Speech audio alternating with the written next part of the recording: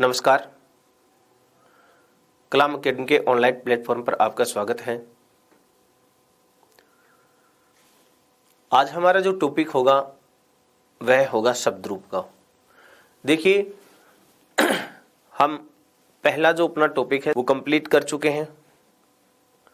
अब आगे के जो टॉपिक आएंगे, जैसे बात करें संधि है, प्रत्यय है, समास है, कारक है, ठीक है। तो ये जो टॉपिक आगे चलने हैं, उन टॉपिकों में शब्द रूप और धातु रूप का जो टॉपिक है वो अपने आप में एक अहम टॉपिक है। तो सबसे महत्वपूर्ण टॉपिक मान लीजिए शब्द रूप धातु रूप का। क्यों?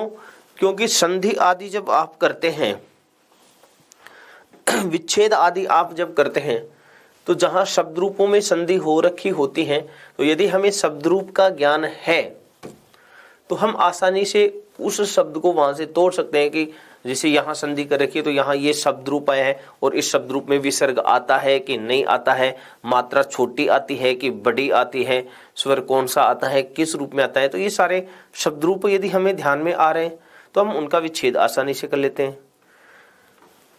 समास की बात करें तो समास की जब हम बात करते हैं तो समास का नाम जब पूछा जाता है तब तो ठीक है, लेकिन जैसे आप समास विग्रह करते हो तो समास विग्रह जब हम करेंगे तो वहां समास विग्रह में जो पदों में विभक्ति का जब हम प्रयोग करते हैं, तो यदि हमें शब्द रूप नहीं आ रहा है तो हम उस समास विग्रह में विभक्ति का प्रयोग कहां से करेंगे।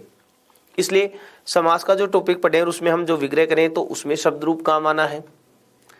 उसके बाद बात करें जैसे हम प्रत्यय पढ़ते हैं, और प्रत्यय में आप ये पढ़ते हैं कि भाई जैसे कत प्रत्यय है उसके रूप अकारांत पुल्लिंग की तरह, आकारांत स्त्रीलिंग की तरह, अकारांत नपुंसक लिंग की तरह चलते हैं। मतलब सीधी भाषा में आप उसको पुल्लिंग में राम, स्त्रीलिंग में रमा, नपुंसक लिंग में फल की तरह चलते हैं। यदि कत्वतु प्रत्यय की हम बात करते हैं कि कत्वतु प्रत्यय से बनने वाले जो शब्द है वो पुल्लिंग में भगवत की तरह चलते हैं, स्त्रीलिंग में नदी की तरह चलते हैं, नपुंसक लिंग में जगत की तरह चलते हैं। यदि हम बात करें क्षत्रिय प्रत्यय है, क्षत्रिय प्रत्यय के पुल्लिंग में भगवत की तरह, स्त्रीलिंग में नदी की तरह, नपुंसक लिंग में जगत की तरह ऐसे प्रयुक्त होते हैं। आप कहें कि सर हम कहें जैसे कि ङीप प्रत्यय है और ङीप प्रत्यय का ई शेष रहता है तो उसके रूप नदी की तरह चलेंगे। आप कहें त्रिच प्रत्यय है, त्रिच प्रत्यय का त्रि शेष रहता है तो पितृ की तरह प्रयुक्त होते हैं। तो प्रत्ययों से जो शब्द बनेंगे और उन शब्दों के रूप हैं वो भी हम जैसे करेंगे इन संज्ञाओं की तरह चलते हैं, ऐसे चलते हैं। तो वहां पर अगर प्रत्यय से बना हुआ शब्द है, उसका अगर किसी विभक्ति में रूप आ गया तो उस शब्द में विभक्ति पहचान करके उसका मूल शब्द निकालेंगे तो प्रत्यय का ज्ञान हो जाएगा। इसलिए वहां पर भी आपको शब्द रूपों की जानकारी होनी चाहिए। संधि में हो गई, समास में हो गई, प्रत्यय में हो गई। कारक की बात कर लेते हैं।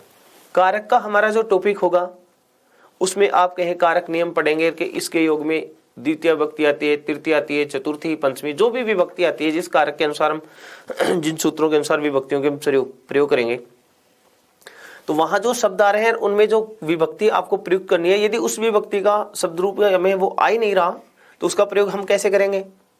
इसलिए वहां पर भी शब्द रूप आपके लिए प्रयुक्त हो गया, काम में आ गया। आगे चलते हैं, अनुवाद का टॉपिक ले लीजिए। हिंदी का वाक्य होगा और उस हिंदी वाक्य में हिंदी में कारक चिन्ह जुड़े हुए होंगे। कारक चिन्हों के अनुसार आपको वहां विभक्ति का प्रयोग करना पड़ेगा। अगर कोई कारक नियम का विशेष उसमें प्रयोग दे रखा है हिंदी वाले वाक्य में, तो उस कारक नियम के अनुसार आपको, या उपपद दिया गया तो उसके अनुसार आपको विभक्ति का प्रयोग करना पड़ेगा। तो वह विभक्ति का मतलब फिर से शब्द रूप आ गया। यदि हम बात करें तो कारक का जब हम टॉपिक पढ़ेंगे उसमें शब्द रूप काम आ रहा है। आप बात करेंगे अनुवाद जब हम करते हैं उसमें शब्द रूप काम आ रहा है। यदि अशुद्धि संशोधन की बात कर लीजिए, अशुद्धि संशोधन आप पढ़ते हैं कि जो अशुद्ध विभक्ति दे रखी होगी उसकी शुद्ध विभक्ति आपसे पूछेगा, तो उसका हम बात करते हैं तो वहां पर भी शब्द रूप काम में आ रहा है। सेम टू सेम ऐसे ही धातु रूपों में मान लीजिए अनुवाद करोगे तो कौन से काल का वाक्य है उसमें कौन सी धातु आएगी, तो धातु रूप भी वहीं ऐसे ही काम आएंगे। अनुवाद में, कारक प्रकरण में, ठीक है, आप अशुद्धि संशोधन में, ऐसे बात करें संधियों में भी धातु काम आएंगे, लकारों में तो अच चलता है ही। तो शब्द रूप धातु रूप का जो टॉपिक है आप ऐसे कहें वो आगे के जो ग्रामर के जितने भी टॉपिक हैं उन सबका एक आधार मान लीजिए। इसलिए इन टॉपिकों को जो आगे काम आ रहे हैं और अब अभी हम इनको पहले पढ़ लेते हैं, तो आगे जो है हम तब तक हम उनको याद भी करेंगे और याद करने के बाद उनमें इनका प्रयोग जो है वो वहां देखने को भी मिलेगा। और जैसे जैसे हम टॉपिक पढ़ेंगे उन टॉपिकों में हर जगह है जैसे शब्द रूप का प्रयोग हम करेंगे, वहां मैं आपको क्लियर ये करता रहूंगा कि इस विभक्ति का ये है, इसके रूप इसकी तरह है। संधि में भी आएंगे तो मैं बता दूंगा कि ये शब्द है, इसका विभक्ति का रूप कहाँ बनता है, क्या बनता है, तो वहीं से इस शब्द को तोड़ लो ऐसे। तो ये सारी चीजें जो है ना अपने ऐसे ही चलते रहेंगे, ठीक है। तो ये तो सामान्य सी बात हुई शब्द रूप की इंपॉर्टेंस या शब्द रूप का महत्व जो क्या है। दूसरी बात एक अहम बात और सुन लीजिए। अहम बात ये है कि हमारा जो पेपर है वो संस्कृत टू संस्कृत आना है, और यदि प्रश्न की भाषा हमें समझनी है तो उस प्रश्न में दिए गए शब्द रूपों की यदि हम जानकारी कर लेते हैं तो हिंदी का अर्थ कारक चिन्ह जोड़ते हुए उस प्रश्न का हिंदी में अर्थ समझ लेंगे और आसानी से उसका उत्तर दे देंगे। इसलिए ये तो पता चल गया होगा कि ये जो शब्द रूप का टॉपिक है वो हमारे लिए कितना महत्वपूर्ण है। चलिए अब बढ़ते हैं अपने शब्द रूपों की ओर, ठीक है। शब्द रूपों की हम बात करते हैं तो शब्द रूप आपके सिलेबस में संज्ञा शब्द और सर्वनाम शब्द दोनों दे रखे हैं। संज्ञा शब्दों का प्रयोग भी दिया गया है, सर्वनाम शब्द। शब्द रूप का जो टॉपिक है सिलेबस में हमने पढ़ा था कि सिलेबस में कौन कौन से जो हैं शब्द अपने पास हैं, तो उन सिलेबस में यदि हम शब्दों की बात करते हैं तो वहां पर जो संज्ञा शब्द और सर्वनाम शब्द हैं वो दिए गए हैं, तो उनकी चर्चा कर लेते हैं हम, ठीक है। तो सबसे पहले सर्वनाम शब्द पढ़ लेते हैं और फिर उसके बाद में हम संज्ञा शब्दों की चर्चा कर लेते हैं। तो चलिए बढ़ते हैं सबसे पहले सर्वनाम शब्दों की ओर।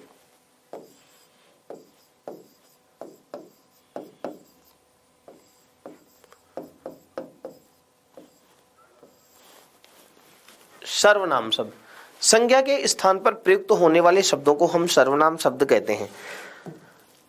ऐसे शब्द जो संज्ञा की जगह काम में आते हैं वो क्या कहलाते हैं, सर्वनाम कहलाते हैं। तो यहाँ सर्वनाम की हम बात करते हैं तो सर्वनाम शब्दों में अपने सिलेबस की हम बात करें तो सर्वनाम शब्दों में आप ऐसे कहें तद सर्वनाम शब्द है, इदम सर्वनाम शब्द है, भवत, अस्मद, युष्मद,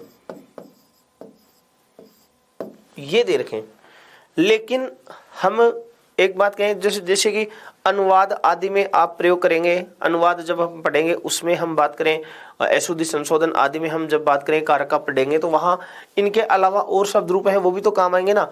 तो इसलिए आप इनको छोड़ करके ऐसे छोड़ करके हमें जो जो पढ़ने हैं वो आप इस रूप में पढ़ेंगे, तद, एतद, यद, सर्व, किम, इदम,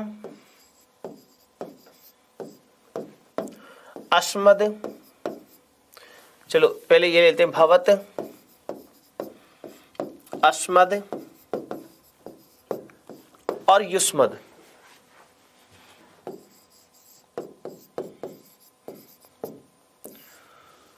अस्मद और युष्मद ये सर्वनाम शब्द हैं। तद का अर्थ होता है वह, एतद यह, यद जो, सर्व सब, किम कौन, इदम यह, भवत आप, अस्मद मैं, युष्मद तू, ये सर्वनाम शब्द हैं। अब इन सर्वनाम शब्दों की हम बात करें तो देखिए संस्कृत व्याकरण की हम चर्चा करते हैं तो संस्कृत व्याकरण में 3 लिंग होते हैं, पुल्लिंग, स्त्रीलिंग और नपुंसक लिंग। 3 लिंग होते हैं। वचन भी 3 ही होते हैं, एक वचन, द्विवचन, बहुवचन। पुरुष भी 3 होते हैं, प्रथम पुरुष, मध्यम पुरुष, उत्तम पुरुष। प्रथम पुरुष का एक नाम और है अन्य पुरुष। ये तो रही बात इनकी, ठीक है। अब हम क्या कर रहे हैं कि ये जो 3 लिंग की हम बात करें, पुल्लिंग, स्त्रीलिंग, नपुंसक लिंग, तो आप यहां इन 2 शब्दों पर ध्यान देंगे। एक शब्द तो है अपने पास युष्मद शब्द और एक शब्द है इधर अस्मद शब्द।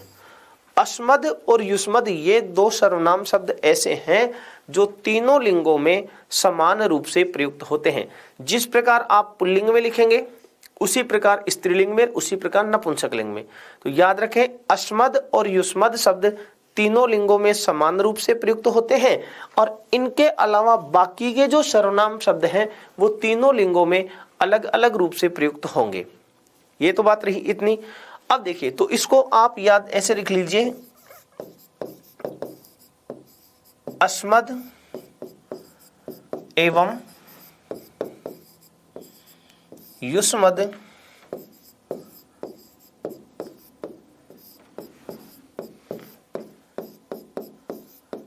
तीनों लिंगों में एक समान रूप से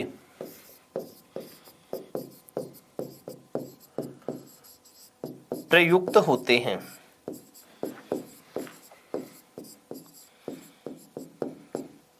अस्मद एवं युष्मद शब्द तीनों लिंगों में एक समान रूप से प्रयुक्त होते हैं। शेष सर्वनाम शब्द तीनों लिंगों में अलग अलग। शेष सर्वनाम शब्द तीनों लिंगों में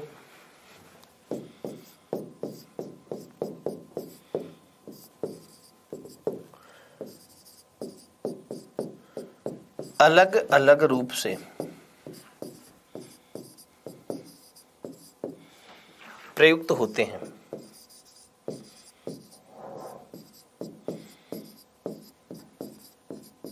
ठीक है, ये बात एक ध्यान रखेंगे आप। अब एक एक की चर्चा करते हैं।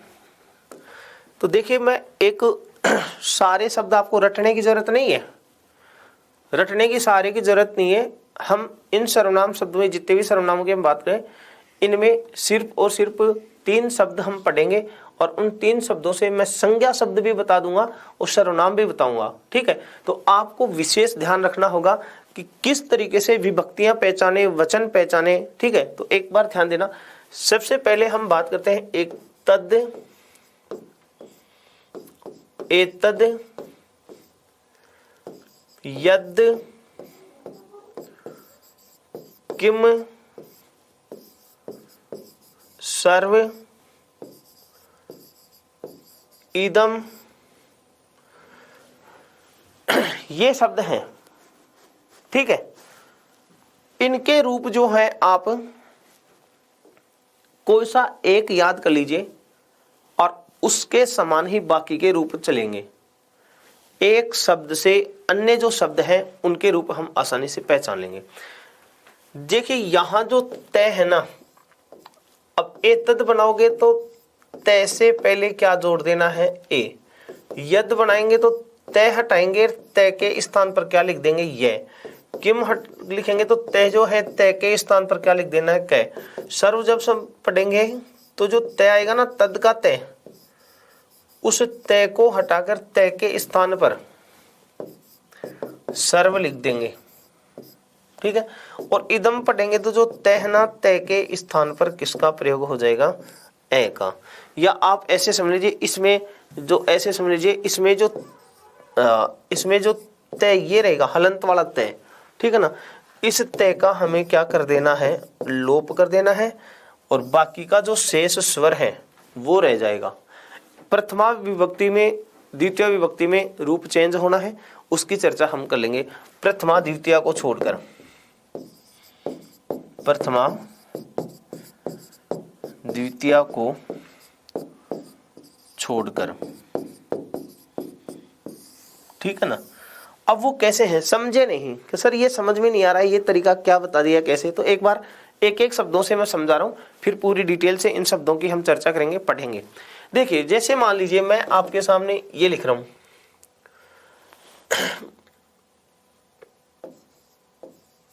तम आ गया, तेन आ गया, तस्मई आ गया, तऊ आ गया, ऐसा कोई सा भी शब्द आ गया। ठीक है, वो कौन सी विभक्ति का है वो बाद की बात है, अपन एक दो उदाहरणों से समझा रहे हैं क्या ऐसा बनते हैं क्या रूप। अब आपने क्या कहा कि अगर एतद बना दे तो ऐसे पहले ए जोड़ दो, तो ये तम तो आ गया, इससे पहले क्या जोड़ दें? ए।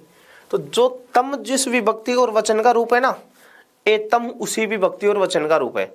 सेम टू सेम रूप बन जाएंगे से। जैसे ये तेन है तो इससे पहले जोड़ दो ए तेन, यहां तस्मई है तो इससे पहले जोड़ दो ए तस्मई, यहां तऊ है तो लिख दो ए तऊ, ऐसे। अब ये वाले रूप जो भी है ना, किस विभक्ति के हैं, कौन से वचन है वो हम पढ़ेंगे तब पता चल जाएंगे, याद भी रखना होगा। तो एक बार सुनो, मैंने कहा कि एक शब्द जो है ना, अगर उसका रूप हमें पता है, ये विभक्ति ये वचन है, तो उसी के समान बाकी के जो है उसी विभक्ति उसी वचन का रूप होगा। जैसे मैंने कहा ये द्वितीय है और उसका एक वचन है, तो ये भी द्वितीय का एक वचन ही है। ये तृतीय एक वचन है तो ये भी तृतीय एक वचन ही है। ये चतुर्थी एक वचन है तो ये चतुर्थी एक वचन है। ये प्रथमा द्वितीय का अगर द्विवचन है ना, तो ये प्रथमा द्वितीय का द्विवचन ही है। ऐसे तो एक याद कर लो तद वाला, उससे ए तद वाला अपने आप ही आ जाएगा। फिर दूसरी बात कि सर इसमें जैसे यहां आप देखो, जैसे मान लीजिए अपन ने तम लिखा है ना, तो तय को हटाना है, ये लिखना है तो हो जाएगा यम। तेन है तो येन, तस्मई आ गया तो यस्मई, तव आ गया तो यव कर दो। ऐसे इसमें जैसे कम, केन, कसमई, कऊ, ऐसे कर दो। जैसे इसकी बात करें तो सर्वम, इसकी बात करें सर्वेण,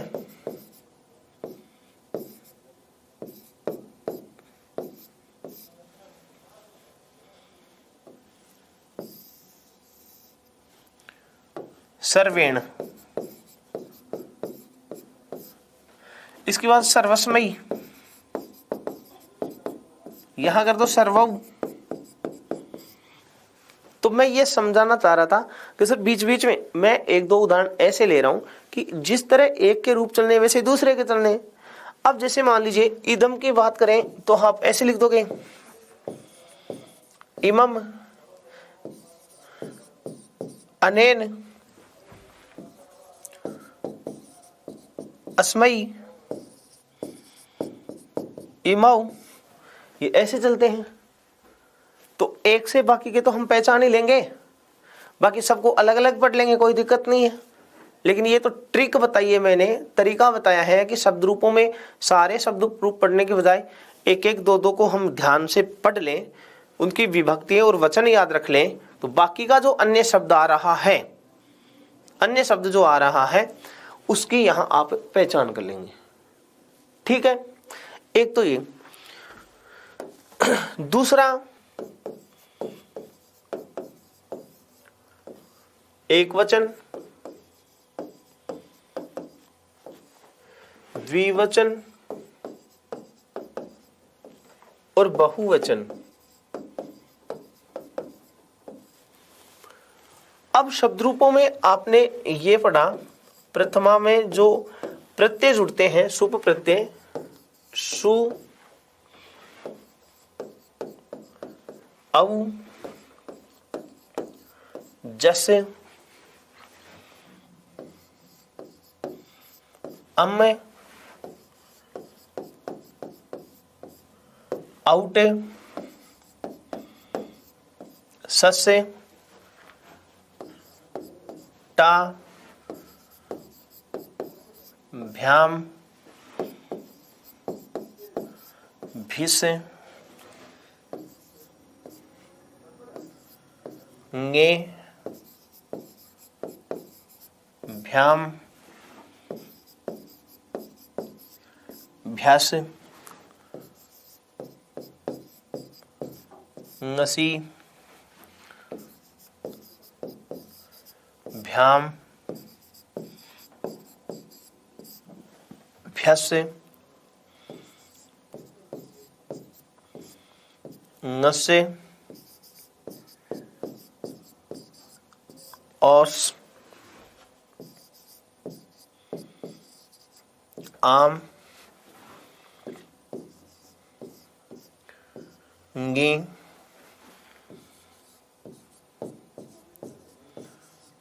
औस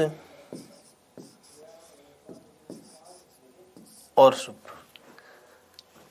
ये प्रत्यय अपन ने पढ़े थे वहां सुप प्रत्ययों में।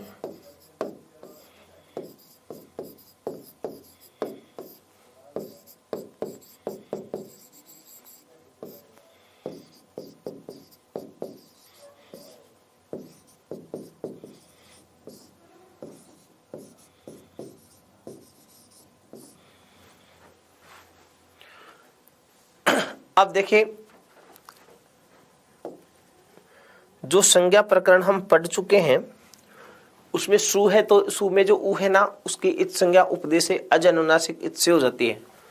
तो इसका तो शेष रहता है से,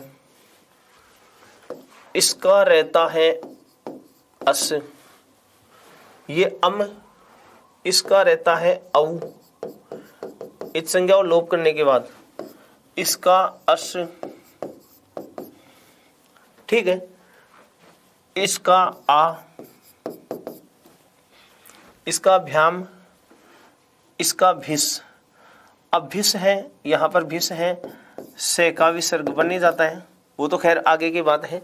भी हो गया, यहां से का विसर्ग कर लेंगे तो भय बन जाएगा, यहां भय बन जाएगा, यहां भय बन जाएगा, ठीक है। इसी प्रकार यहां आ बात करेंगे तो ओ बन जाएगा, से का विसर्ग खरवसानी विसर्जनीय जो सूत्र है उससे विषय का क्या बन जाना है, ओ बन जाना है। ये जो है इसका ए शेष रहता है, लसक्व तद्धिते से अंग की इत संज्ञा हो जाएगी। इसका ngसी का शेष रह जाएगा, अस जो ng है लसक्व तद्धिते से, ई जो है उसके आप उपदेश से अजन्नासिक इत संज्ञा अस शेष रह जाएगा।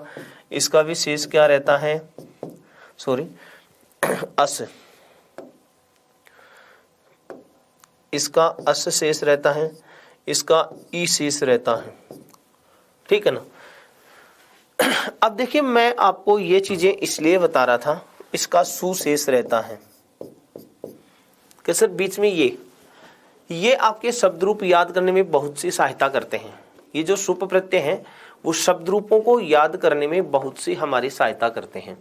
कैसे करते हैं, एक तो ये, अगर आप किसी शब्द को पढ़ रहे हो, उसके विभक्ति का वचन आप ढूंढ रहे हो, फिर हमें ये कंफ्यूज होता है कि यार इसमें विसर्ग आएगा कि नहीं आएगा, विसर्ग आएगा या नहीं आएगा। तो एक बात तो ध्यान रखें, आप ये जो सुप प्रत्यय पढ़ रहे हैं, उनमें आप इतना जरूर ध्यान रख लें, 95% 95% शब्द ऐसे होते हैं जिनमें ये जो प्रत्यय आप जोड़ रहे हैं तो विसर्ग आएगा है, वो बता रहा हूं। वैसे तो 100% ही है शब्द रूप जुड़ेगा, तो ये प्रत्यय जुड़ने के बाद ही वो शब्द रूप बनेगा, पद बनेगा। लेकिन कौन से शब्दों में विसर्ग कहाँ आता है, कौन सा नहीं, तो आप ऐसे याद रख लें, ये जो आपने प्रत्यय पढ़े हैं, इन प्रत्ययों में जहां पर से आपको दिखाई दे रहा है, दंत्य से आपको जहां दिखाई दे रहा है, किसी शब्द में विसर्ग का प्रयोग वहीं देखने को मिलेगा। अगर विसर्ग आ रहा है, आएगा कि नहीं आएगा, तो आप इतना ध्यान रख लें, अगर दंत्य से का प्रयोग है तो ही वहां विसर्ग आएगा, अगर दंत्य से नहीं है तो विसर्ग नहीं होता है। समझे? जैसे यहां दंत्य से आपको देखने को मिल रहा है, इसको मतलब यहां विसर्ग मिल सकता है आपको, यहां दंत्य से देखने को तो यहां शब्दों में विसर्ग मिल सकता है, यहां से आप देख रहे हैं तो शब्दों में विसर्ग मिल सकता है। लेकिन यहां देखो, क्या इसमें आप ऐसे कहेंगे दंत्य से है तो यहां विसर्ग का प्रयोग नहीं मिलेगा। यहां आप देखेंगे तो क्या दंत्य से ये सु बचा है, तो इसमें आपको विसर्ग का प्रयोग नहीं मिलेगा। यहां बात करें, ये दंत्य से दिखाई दे रहा है तो यहां विसर्ग का प्रयोग मिल सकता है आपको। आप यहां करेंगे ngसी में से आ गया, तो लास्ट में, शुरू में नहीं, अंत में अगर आपको से दिखाई दे रहा है ना, तो खरवसानी विसर्जनीय है सूत्र के अनुसार, उस से का विसर्ग बन जाता है। इसका मतलब यहां अंत में से आ तो यहां विसर्ग आपको देखने को मिल सकता है, ठीक है। यहां सु है तो यह अकेला से है, तो यहां विसर्ग आपको देखने को मिल सकता है। तो मिलेगा कि नहीं मिलेगा, कौन से में आता है कौन से में नहीं आता है, वो जैसे हम शब्द रूप पढ़ेंगे वहां पता चल जाएगा। लेकिन एक बार मोटी मोटी बात ये तो ध्यान कर लेना कि विसर्ग आता है कि नहीं आता। तो आप ये ध्यान रखें, अगर अंत में आपको से दिखाई दे रहा है तो विसर्ग आ सकता है, वरना नहीं आएगा, ठीक है। इस तरीके से हम इन शब्दों को पहचानेंगे। तो ये सुप प्रत्यय थे, वो इस तरीके से काम आते हैं। अब एक एक शब्दों की हम चर्चा कर लेते हैं और फिर उसके आधार पर बाकी के जो शब्द हैं उनकी पहचान करते हैं। सबसे पहले मैं शब्द ले रहा हूं आपके लिए तद शब्द। अपने पास शब्द जो है वह है तद। तद सर्वनाम शब्द, तद सर्वनाम शब्द है। तद सर्वनाम शब्द अभी मैंने कहा था तीनों लिंगों में प्रयुक्त होगा, तो ये तीनों लिंगों में आएगा अलग अलग। तो सबसे पहले तद सर्वनाम की हम बात करें तो ये कौन से लिंग में, पुल्लिंग में।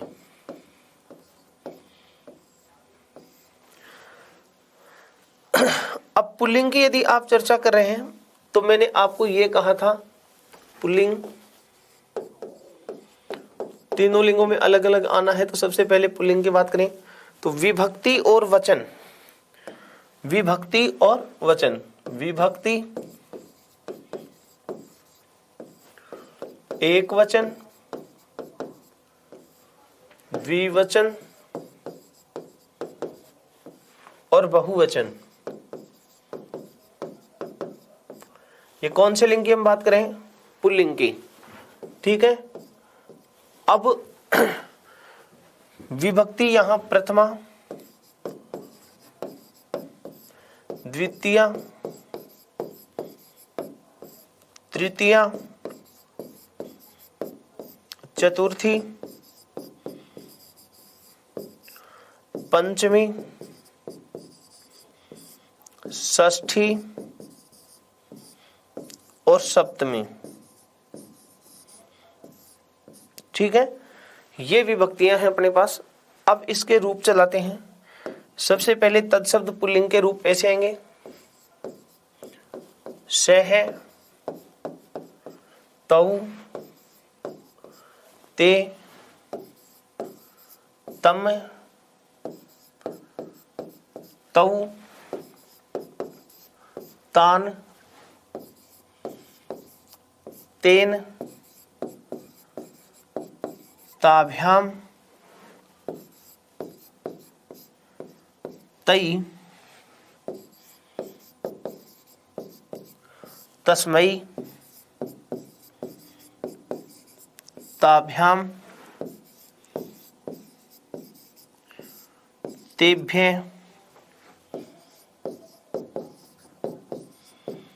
तस्मात्, ताभ्याम, तेभ्य, तस्य, तयो, तेषां,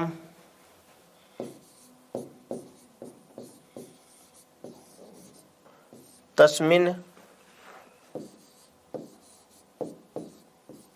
तयो और तेषु। ये पुल्लिंग में हो गए। अब तद नपुंसक लिंग की हम बात करें, तद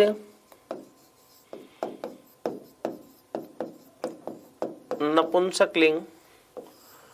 तो नपुंसक लिंग में ध्यान दो, विभक्ति प्रथमा और द्वितीया, तत्, ते, तानि, तत्, ते,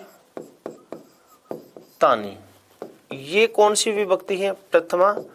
और ये है कौन सी? द्वितीया। प्रथमा द्वितीया तो सेम रहेगी। नपुंसक उसमें प्रथमा और द्वितीया जो है वो सेम रहती है। तृतीया की हम बात करते हैं तो तृतीया से ध्यान रखें, तृतीया से सप्तमी तक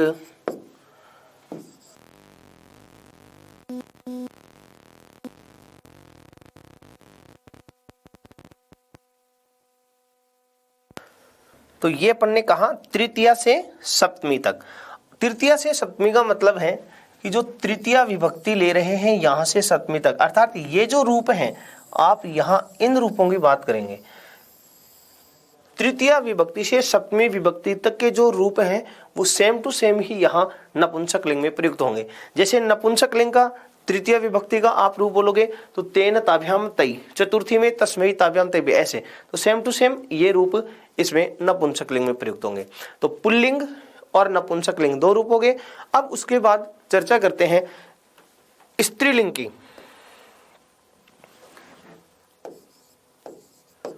तद स्त्रीलिंग, स्त्रीलिंग जो शब्द हैं उनकी चर्चा करते हैं। अब देखिए विभक्ति और वचन तो वही आने हैं आपके, प्रथमा, द्वितीया, तृतीया, चतुर्थी, पंचमी, षष्ठी, सप्तमी। ठीक है ना। ये विभक्ति तो वही आनी है, विभक्ति तो आपकी वही आएंगी, प्रथमा से लेकर के सप्तमी तक सेम टू सेम विभक्ति आनी। अब बात करते हैं इनके वचनों की।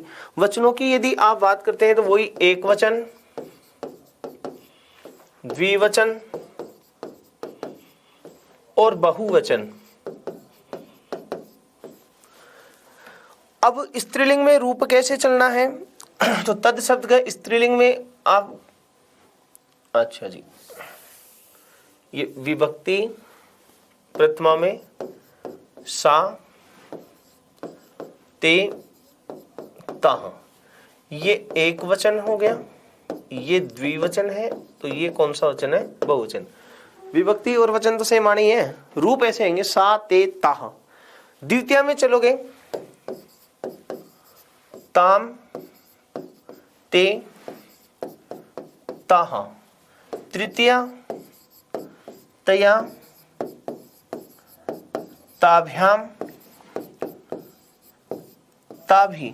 अब तो भी के साथ विसर्ग आएगा कि नहीं आएगा, तो भिस्ता तो से आया था ना, तो से है तो विसर्ग आएगा।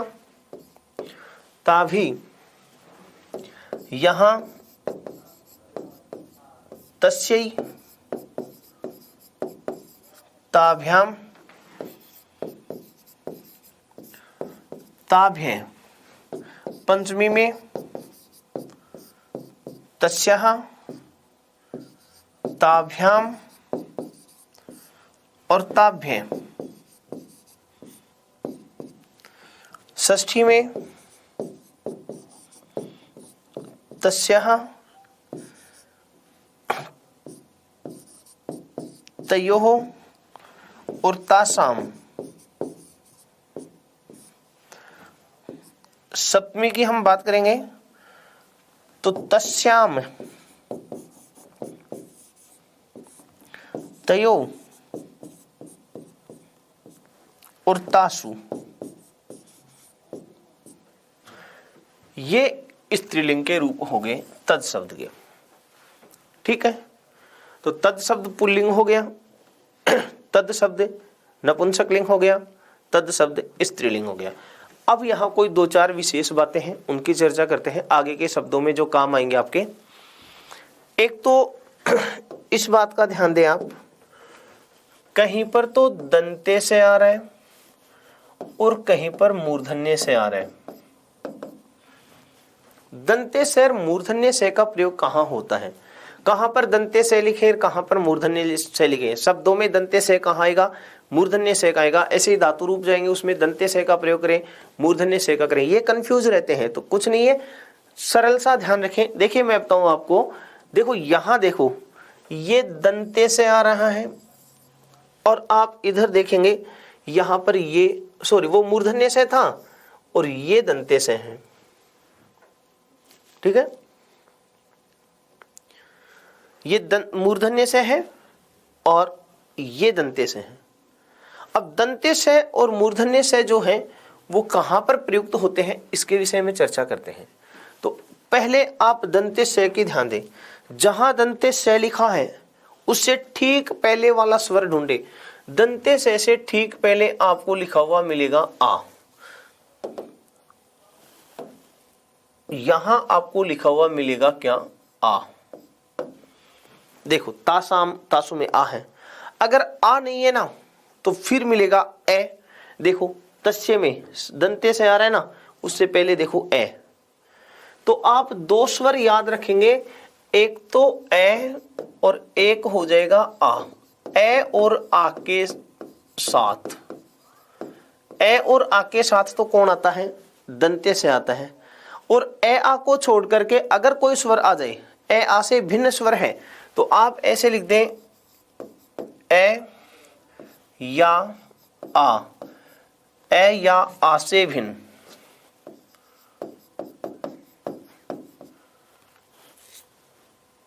ये ए या आ के साथ, ये ए या आ से भिन्न है। स्वर के साथ मूर्धन्य से होगा। जैसे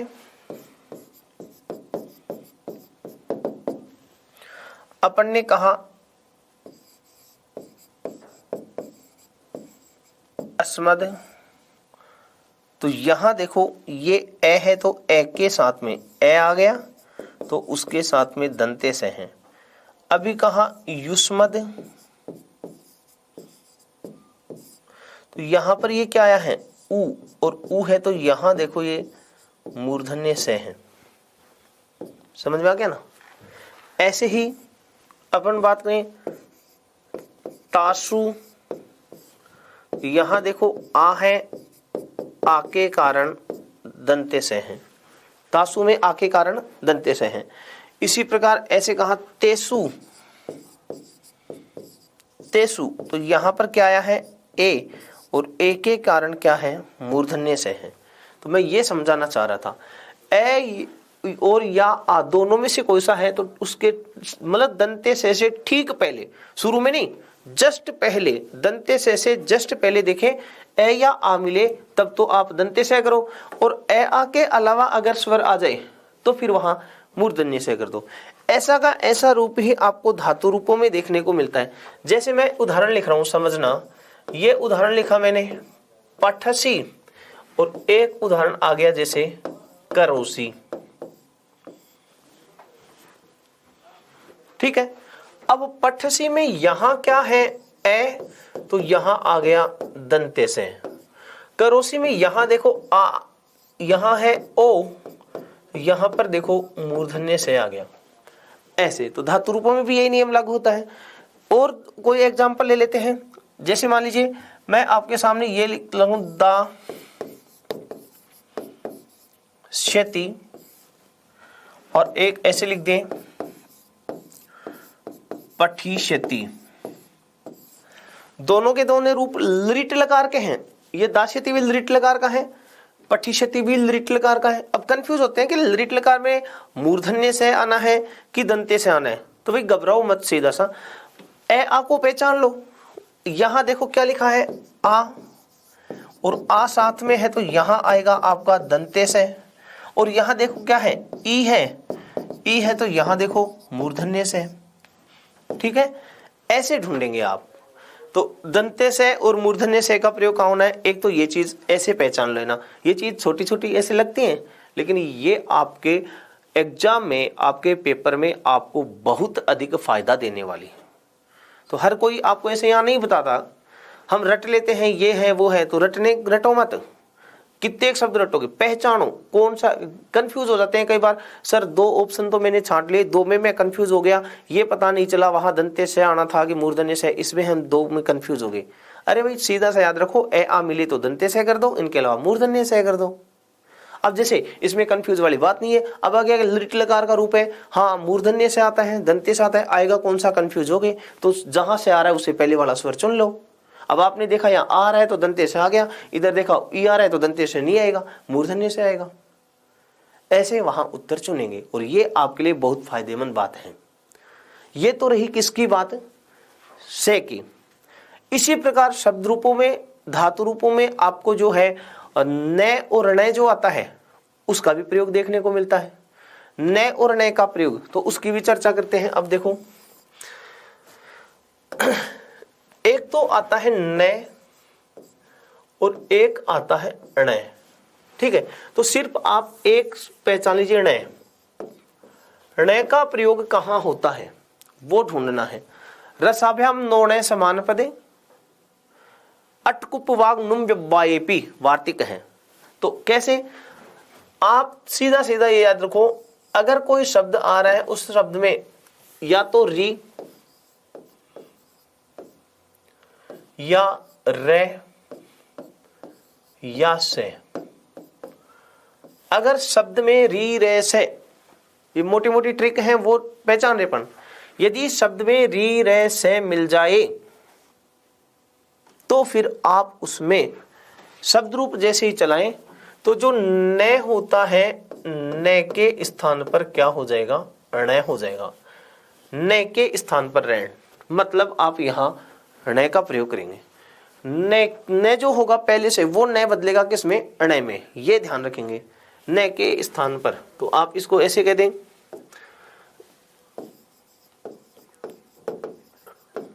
न के स्थान पर ण का प्रयोग, न के स्थान पर ण का प्रयोग करेंगे। जैसे अभी देखिए अपने पास शब्द है तेन, तो ये शब्द आ गया सर्वेन, लेकिन अब देखो इसमें क्या है, रे आ गया ना, तो रे है तो ये जो न है वो किस में बदल जाएगा, अण में, और आपका रूप बनेगा सर्वेण। इसका मतलब सर्वेन क्या है, गलत है, सही क्या है, सर्वेण है। ठीक है, तो यहां ऐसे आप पहचानेंगे। अब देखिए यहां लिखा तेन, तो इसमें री रे से नहीं है, लेकिन जैसे ही आपने शब्द लिख दिया सर्वेण, तो यहां पर देखो रे का प्रयोग है, इसलिए यहां किसका प्रयोग हो गया, ण का प्रयोग हो गया। ठीक है, ठीक इसी प्रकार और उदाहरण ले लीजिए। जैसे मैं लिख रहा हूं पितृणाम, अब यहां देखो किसका प्रयोग हुआ है, री का, इसलिए यहां देखो किसका प्रयोग हो गया, ण का। ऐसे से का उदाहरण लो, जैसे मैं शब्द लिख रहा हूं आपके सामने मक्षिकाणाम, तो यहां पर जो क्षया है वो कै प्लस से बना है, तो से का प्रयोग हो गया ना, तो यहां देखिए ण का प्रयोग है। ऐसे तो मैं ये समझाना चाह रहा था, अगर शब्द में री रे से इनमें से अगर आपको कोई सा दिखाई दे रहा है, तो उस शब्द में जो न होता है, न के स्थान पर किसका प्रयोग आता है, ण का प्रयोग आता है। तो न का प्रयोग ऐसे कर लेंगे। अगर ये नहीं है, री रे से नहीं है, तो ऐसी कंडीशन में आप न का न रख ले। लेकिन एक बात और ध्यान रखना, पदांत में न का ण नहीं होता, पदांत में न का ण नहीं होता है, इस बात को आप विशेष ध्यान रखेंगे। समझे नहीं, पदांत में न का ण, अरे सीधी सी बात ऐसे लो, विभक्ति के अंत में, ऐसे याद रख लो, विभक्ति के अंत में न का ण नहीं होगा, ऐसे याद रख लीजिए। अगर वह न जो है वो विभक्ति के लास्ट में मिल जाए, तो फिर आप उसका ण नहीं करेंगे। कैसे समझते हैं। ये शब्द अपन ऐसे लिख रहे हैं, सर्वान, यहां न था, फिर इस न का ण जो है वो नहीं होगा, वो नहीं होगा। क्यों? क्योंकि ये न लास्ट में है, यहां न लास्ट में गया, अरे न के बाद में तो ए भी तो था, यहां न पूरा है, यहां न आधा है, इसलिए याद रखें लास्ट में, विभक्ति के लास्ट में, मतलब द्वितीय बहुवचन में अंत में होता है, तो अंत में अगर न आ गया वो हलंत है, तो फिर उसका री रे से का कोई फर्क नहीं पड़ेगा, वो न का नहीं रहेगा। चाहे जैसे पितृ शब्द लिख लीजिए, आपने ये कहा पितृ न, तो यहां पर अगर न का न कर दो, नहीं, ये लास्ट में है, और लास्ट में है तो न का न नहीं होगा।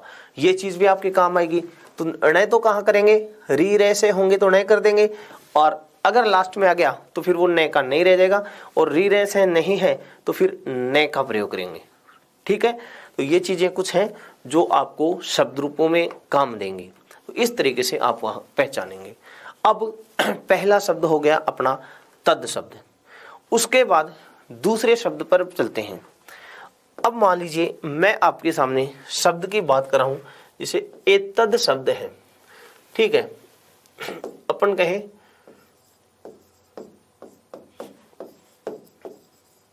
तद सर्वनाम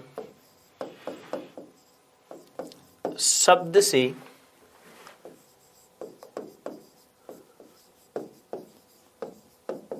अन्य सर्वनाम शब्द बनाना। निर्मित करना। तद सर्वनाम शब्द छ। अब उससे बाकी के सर्वनाम शब्द हैं तो वो कैसे बनाएं, तो उसके लिए ध्यान देंगे। अब पहले अपन ने ले लिया एतद शब्द, तो आप कहेंगे तय जो है वो तय कहां से लाओगे भाई, ये जो मैं तय लिख रहा हूं वो कहां से लाओगे। तो इसके लिए याद रखें, ये जो तय है ना, मैं ये जो तय लिख रहा हूं वो है तद शब्द का। तो तद शब्द का जो तय है ना, तो तय के इस तय से कर लो, तय से पहले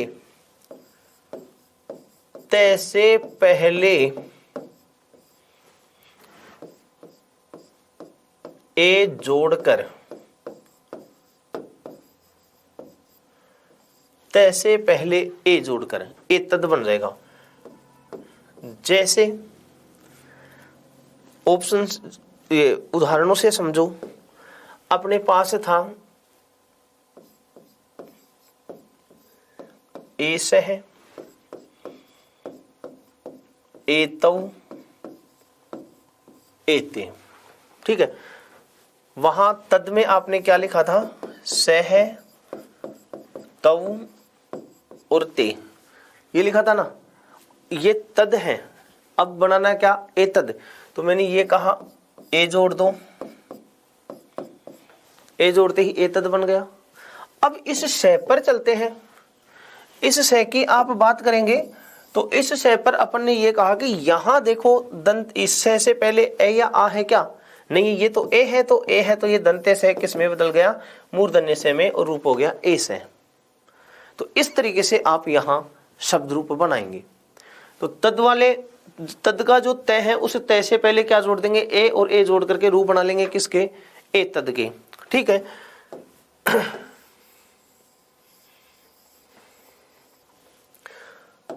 एक विभक्ति और लिख लेते हैं, जैसे एतम, एतौ, एतान। स्त्रीलिंग में लिखें ऐसा, एते, एताह, ये स्त्रीलिंग। एतत, एते, एतानी, ये नपुंसकलिंग। तो ये एक समझ लो, बाकी ऐसे ही चलने हैं। तो ये तो किसके हो गए, एतद के। इसी प्रकार आगे चलते हैं। एतद हो गया तो नंबर 2 पर चलते हैं, यद। अब यद सर्वनाम शब्द बनाना है तो क्या करोगे,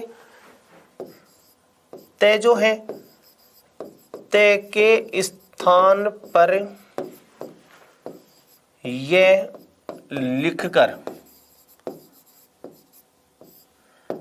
तय के स्थान पर यह लिख करके रूप बनाएंगे। उदाहरण देखिए, सह, तौ, ते, ऐसे था ना, तो इसके रूप ऐसे बना लीजिए, यह, यौ, ये पुल्लिंग में, साते, ताहा, तो या, ये और यहाँ, ये स्त्रीलिंग में। और तत्, ते, तानी, तो कर दो यत, ये, यानी, यत, ये, यानी, ये नपुंसकलिंग। तो तद का जो तय है वो हटा दो और यद का ये लिख दो, तो यद शब्द बन जाएगा। एतद हो गया, यद हो गया। आगे वाला चलते हैं, किम शब्द।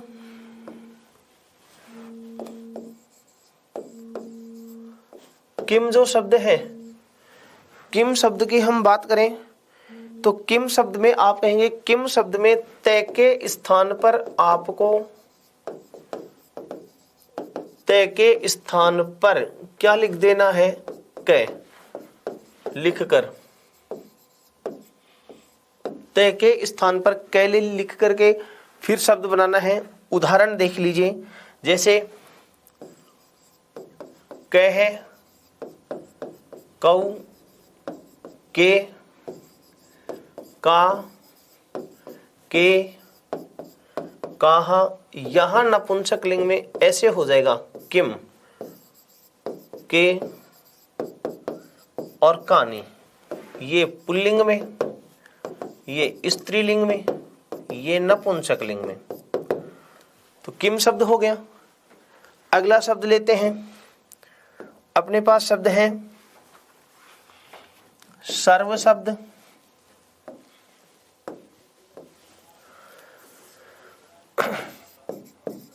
ये सर्व शब्द है, तो आप क्या करोगे, तय लेंगे, तय के स्थान पर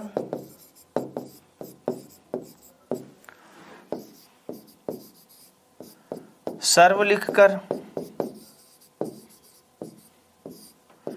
तय के स्थान पर आपको सर्व लिखना है। और सर्व लिखेंगे तो फिर रूप कैसे चलाओगे, सह तौ ते, तो सर्व है,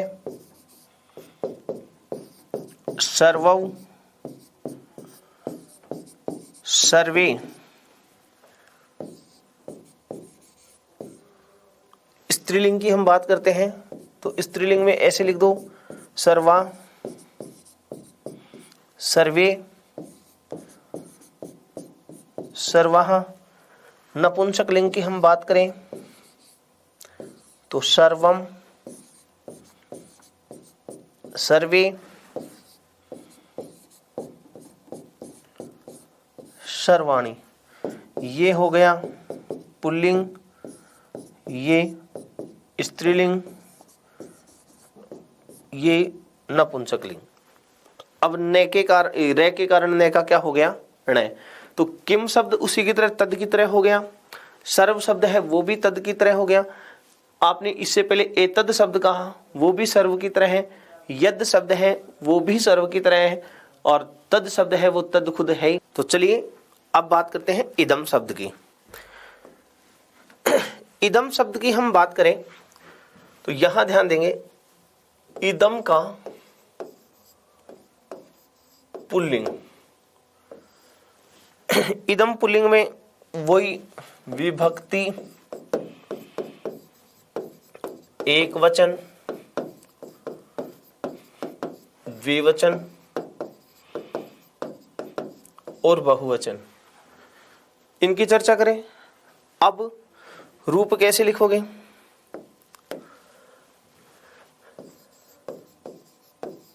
अयम, इमौ, इमे, इमम, इमौ, इमान, अनेन, आभ्याम, एभि, अस्मै, आभ्याम, एभ्य, अस्मात्, आभ्याम, एभ्य, अस्य, अनयो, एसाम, फिर अस्मिन्, अनयो,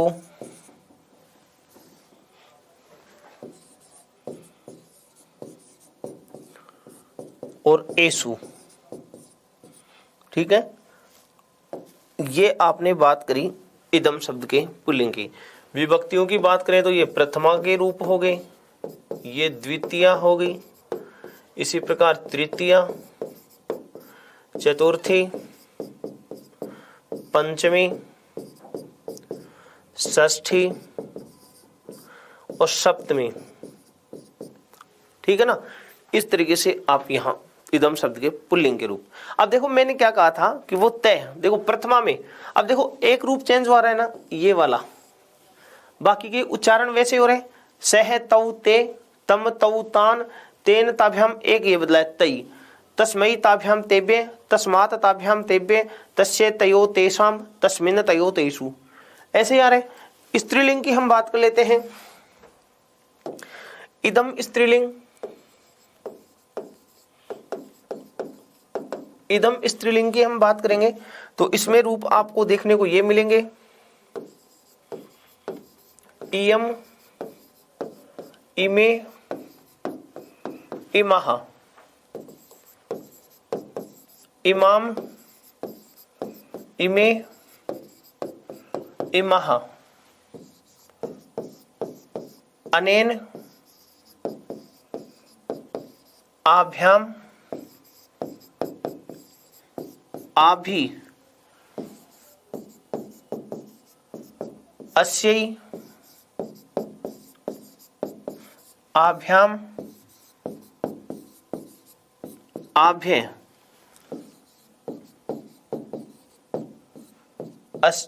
अस्यः, आभ्याम, आभ्यः। फिर षष्ठी में अस्यः, अनयो,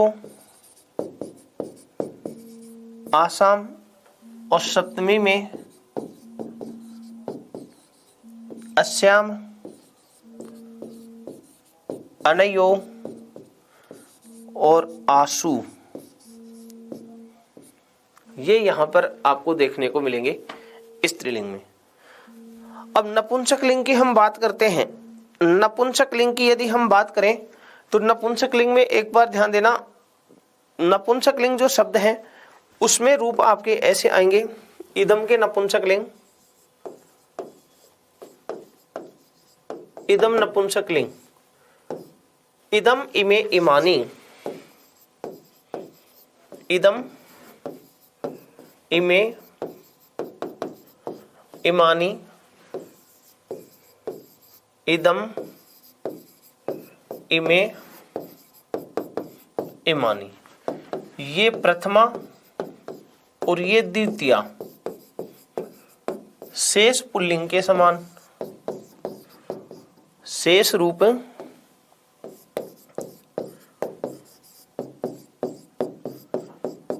पुल्लिंग के समान, ये आपको ऐसे रूप मिलेंगे। तत्ते तानी, तत्ते तानी, इदम, इमे, इमानी, इदम, इमे, इमानी, ऐसे। तो ये इदम शब्द। तो अभी तक अपन ने तद एक सर्वनाम शब्द है और उस तद एक सर्वनाम शब्द से बाकी के भवत वाला छोड़ दो, अस्मद, युष्मद छोड़ दो, उन तीन को छोड़ करके बाकी के जो सर्वनाम शब्द हैं उनकी पहचान हम उस तद वाले सर्वनाम शब्द से तीनों लिंगों में कर सकते हैं। तरीका मैंने आपको बताया है किसके रूप कैसे बनाने हैं, तो वो आसानी से आप अपने अभ्यास करेंगे, प्रैक्टिस करेंगे।